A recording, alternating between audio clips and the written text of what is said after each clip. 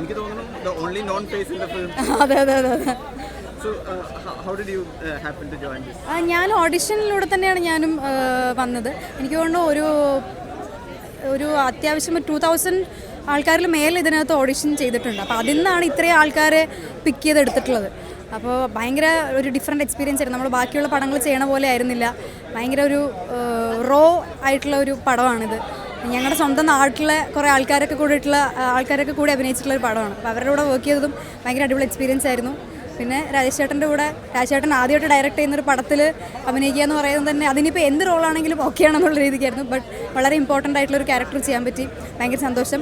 പിന്നെ IFFK പോലുള്ളൊരു സ്പേസിൽ ഞാനിതിന് മുമ്പും എൻ്റെ ഒരു പടമായിട്ട് വന്നിട്ടുണ്ട്. പിന്നെ അതിനു മുമ്പ് ഒരുപാട് വർഷങ്ങൾ ഞാനിവിടെ ഡെലിഗേറ്റ് ആയിട്ട് അറ്റൻഡ് ചെയ്തിട്ടുള്ളതാണ്. അപ്പോൾ അങ്ങനെ വന്ന് നമ്മുടെ സ്വന്തം പടമായിട്ട് വരുന്നു എന്ന് പറയുന്നത് ഒരു സ്പെഷ്യൽ ഫീലിംഗ് തന്നെയാണ്. B32-44. ക്യാരക്ടറായിരുന്നു പറഞ്ഞത്. കാരണം ഞങ്ങൾക്ക് ആർക്കും ഇതിനകത്ത് അഭിനയിച്ചിട്ടുള്ള ആർക്കും ഇതിൻ്റെ സ്ക്രിപ്റ്റ് മുഴുവനായിട്ട് അറിയില്ല. എന്തൊക്കെയോ അവിടെ ബിറ്റ്സ് ആൻഡ് പീസസ് അറിയാമെന്നുള്ളതല്ലാതെ കഥ മുഴുവനായിട്ട് അറിഞ്ഞിട്ടല്ല നമ്മൾ ആരും അഭിനയിച്ചിട്ടുള്ളത്. അത് തന്നെയാണ് ഇതിൻ്റെ ഒരു പ്രത്യേകതയും. എനിക്ക് ആക്ടർ എന്നുള്ള രീതിക്ക് തന്നത് എന്താണെന്നോ, അതായത് എന്താ വെച്ചാൽ ബാക്കി എല്ലാവരും ഭയങ്കര എക്സെൻട്രിക് ആയിട്ട് നിൽക്കുന്ന ക്യാരക്ടേഴ്സാണ്. ഞാൻ മാത്രമാണ് ഒരു നോർമൽ രീതിക്ക് നിൽക്കുന്നത്. അപ്പോൾ ഞാൻ എന്താണോ അങ്ങനെ തന്നെ വളരെ നോർമലായിട്ട് പെരുമാറിയാൽ മതി എന്നുള്ളത് തന്നെയായിരുന്നു എനിക്ക് തന്നൊരു ബ്രീഫ്.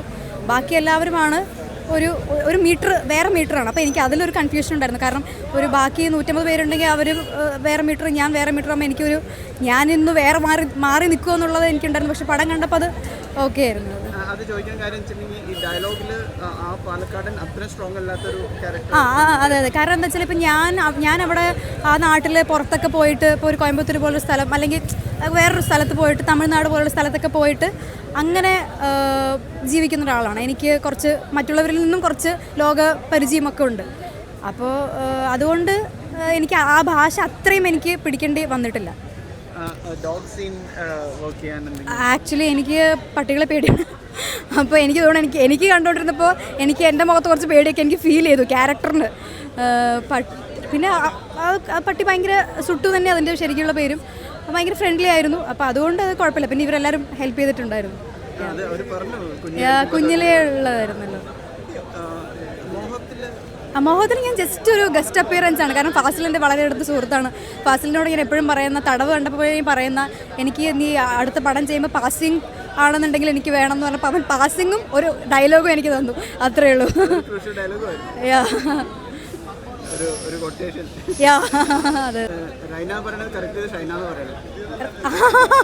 അതെ അതെ അതെ അതെ. ഞാൻ റൈനയാണ്. എല്ലാവരും കൺഫ്യൂഷനാണ് റൈനയാണോ ഷൈനയാണോ എന്നുള്ളത്. Thank you.